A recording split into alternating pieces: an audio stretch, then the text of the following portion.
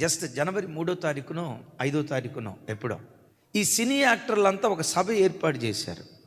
ఆ ఏర్పాటు చేయబడిన సభలో మీరు ఎక్కువగా ఎవరిని ఇష్టపడతారు? మీ హీరోస్ ఎవరు? సినిమా హీరోలు, సినిమాల్లో పనిచేసే వాళ్ళు మీ హీరోలా? మీ తల్లిదండ్రులు మీ హీరోలా?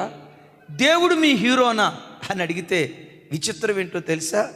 సినీ యాక్టర్లే మా హీరోలు అని 13% పెడితే, మా అమ్మే మా నాన్నే మాకు హీరో అని 3% పెడితే, దేవుడు అనే స్థలానికి వచ్చేసరికి 0. ఒక్కళ్ళు కూడా మాకు దేవుడు కావాలని అలా. 3వ తారీఖు 5వ తారీఖు ఇది జరిగిందంటే 2 రోజులు గడిచాయో లేదో పట్టణం తగలబడింది.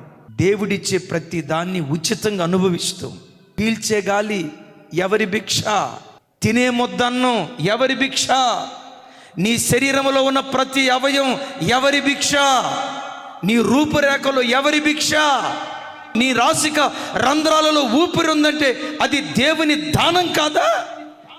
దేవుడు అనుగ్రహించిన ప్రతి దాన్ని అనుభవిస్తూ, నాకు దేవుడు అక్కర్లేదంటే దేవుడు ఏం చేస్తాడో తెలుసు? ఎవరై నువ్వే నాకు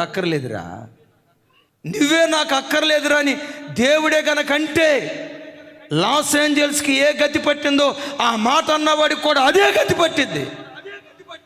ఎప్పుడు నీ బలాన్ని బట్టి అతిశయించుకో, నీ తెలివితేటలను బట్టి అతిశయించుకో, నీ సామర్థ్యాన్ని బట్టి, సంపదను బట్టి అతిశయించక, వాటిని ఏ దేవుడు నీకు భిక్షగా ప్రసాదించాడో ఆయనే నీ హీరో అయ్యుండునుగాక.